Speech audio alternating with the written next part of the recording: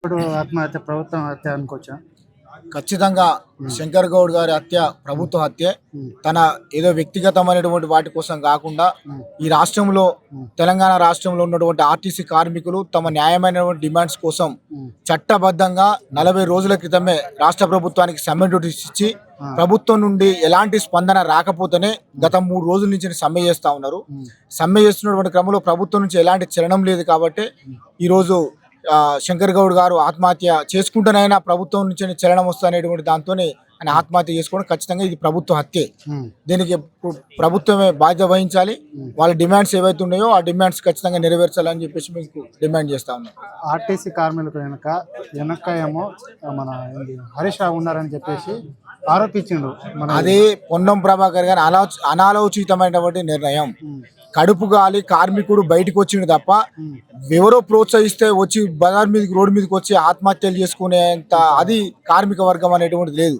తన సమస్యల కోసం 2.5 సంవత్సరాల కాంచినే ప్రభుత్వానికి మంత్రికి విన్నవించుకుంటూ వచ్చి విసికి వేసారి 2.5 సంవత్సరాల కాలం అయిపోయిన తర్వాత ఇక మేము సమ్మె చేయడం తప్ప వేరే మార్గం లేదని చెప్పేసి కడుపుగాలి రోడ్డు మీదకి వచ్చింది తప్ప సమస్యను దాటవేసేటువంటి దృష్టితోని ఇతర పార్టీల మీద నెట్టడం తప్ప అది ఇప్పుడున్నటువంటి పొన్నం ప్రభాకర్ కానీ లేదా ప్రభుత్వం చెప్పేసి ఆరోపణలు అనేవి అవాస్తవమైనవి.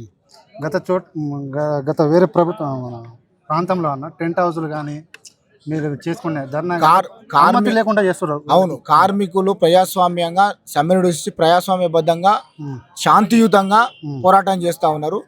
టెంట్లు ఇతర జిల్లాలలో టెంట్లు వేసుకొని అక్కడ ప్రాంతంలో చేస్తూ ఉంటారు. కానీ ఇక్కడ వరంగల్ రీజియన్ ప్రాంతంలో నర్సంపేట డిపోలో కనీసం నిరసన చేసేటువంటి హక్కు కూడా ఇక్కడ లేదు, మీరు టెంట్ వేసుకునేటువంటి రైట్ కూడా ఇక్కడ లేదు అని చెప్పేసి డిఎం గారు చేయటం.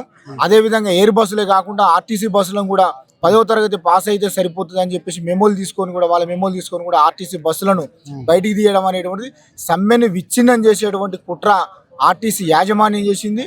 ప్రభుత్వం కూడా ఆ విధంగా ఆర్టీసీ సమ్మెను విచ్ఛిన్నం చేయడం కోసం కూడా అధికారులను ఉషిగొలిపి నిన్న జరిగినటువంటి ఘటన కూడా ఆ బాధ్యురాలు డిఎం కూడా దీనికి బాధ్యత వహించాలి. తక్షణమే డిఎంను సస్పెండ్ చేయాలి. శంకర్ గౌడ్ కుటుంబానికి ఆదుకోవాలని చెప్పేసి మేము డిమాండ్ చేస్తున్నాం. గత బీఆర్ఎస్ ప్రభుత్వం గతంలో ఆర్టీసీని ప్రభుత్వంలో విలీనం చేయాలని చెప్పేసి గెజిట్ నోటిఫికేషన్ విడుదల చేశారు. గవర్నర్ ఆమోదం కూడా తెలిసింది. ఒక్క అడుగు దూరంలో ఉన్నటువంటి క్రమంలో ఎలక్షన్స్ వచ్చి దాని ప్రభుత్వం మారింది.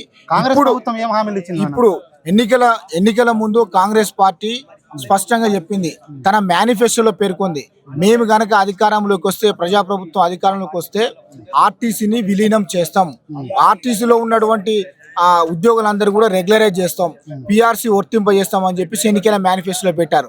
అది నమ్మి కార్మికులు మొత్తం కూడా ప్రభుత్వం మార్చి కాంగ్రెస్ పార్టీ అధికారంలోకి వచ్చిన తర్వాత మీరు ఇచ్చినటువంటి ఎన్నికల మేనిఫెస్టో పెట్టినటువంటి ఏదైతే ఉందో అదే నెరవేర్చమని చెప్పేసి ఇప్పటికీ అడుగుతా ఉన్నారు. అడిగి 2.5 సంవత్సరాలు గడిచినా కూడా ప్రభుత్వం నుంచి అలాంటి స్పందన లేకుండా కాలయాపన పేరుతోని, సబ్ కమిటీల పేరుతోని, ఐఏఎస్ కమిటీల పేరుతోని కాలయాపన చేసి దాటేస్తున్నారు తప్ప ఇప్పటి వరకు పరిష్కారం లేదు. కాబట్టి విధిగా కడుపు గాలి రోడ్డెక్కి కార్మికులు సమ్మె చేస్తూ ఉంటే దాన్ని ఇతర ప్రతిపక్ష పార్టీల మీద నెట్టి సమస్య పరిష్కారం కాకుండా అటువైపు డైవర్ట్ పొలిటిషియన్ అనేటువంటి చేస్తూ ఉన్నారు తప్ప సమస్య పరిష్కారం కావట్లేదు. మేము ఇప్పుడు అంటున్నాం, చనిపోయినటువంటిది ఇక్కడ శంకర్ గౌడే, ఈ రవాణా శాఖ మంత్రి కూడా గౌడే. నీ కులస్తులు జరిపినా కూడా ఇప్పటికీ నువ్వు నైతిక బాధ్యత వహించి నువ్వు రవాణా శాఖ మంత్రిగా నా బాధ్యత లేదు అని చెప్పేసి ఆయన రాజీనామా చేయాలని చెప్పేసి మేము డిమాండ్ చేస్తా ఉన్నాం. ఇలా చర్చకు రండి మాట్లాడుకుందాం అని చెప్పేసి చెప్పాను. ఇప్పుడు చర్చలకు రమ్మని చెప్పేసి అంటున్నారు. చర్చలకు ఇప్పటికే వెళ్ళారు, సమ్మె కంటే ముందు కూడా చర్చలకు వెళ్ళారు. కానీ ఆర్థిక పరమైనటువంటి అంశాలు లేనటువంటి వాటిని మేము పరిష్కరిస్తామంటున్నారు. కానీ డిమాండ్ ప్రధాన వాటి ఏంటంటే ఆర్టీసీని విలీనం చేస్తే ప్రభుత్వ ఉద్యోగులు గుర్తిస్తారు.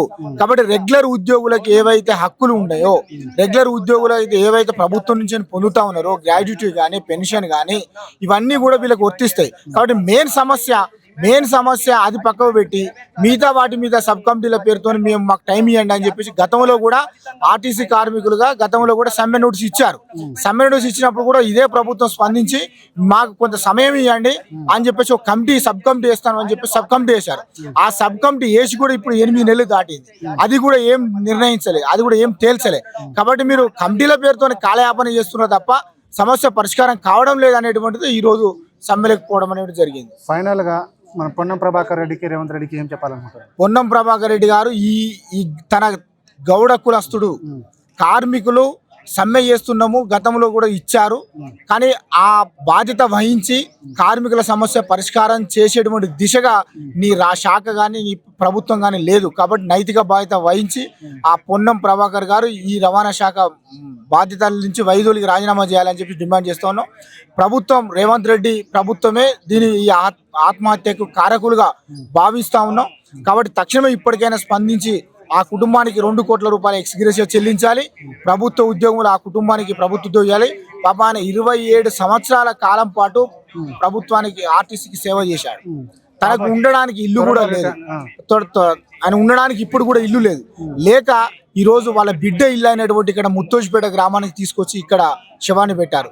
ఆయన ఆత్మ శాంతి చేకూరాలంటే, కనీసం ఆయన ఆత్మ శాంతి చేకూర్చాలంటే, ఆ బలిదానానికి గౌరవించాలంటే అక్కడ డిపోకి వెళ్ళి ఒక 10 నిమిషాల పాటు శవాన్ని అక్కడ పెట్టి చేద్దామంటే కూడా ఇక్కడ పోలీసు వాళ్ళు నిర్బంధంగా ఇక్కడే శవాన్ని ఉంచుతా ఉన్నారు. కాబట్టి ఆయన త్యాగం వృధా అవుతుంది. ఆయన ఎవరి కోసం త్యాగం చేసిండు? కార్మికుల హక్కుల కోసం త్యాగం చేసిండు.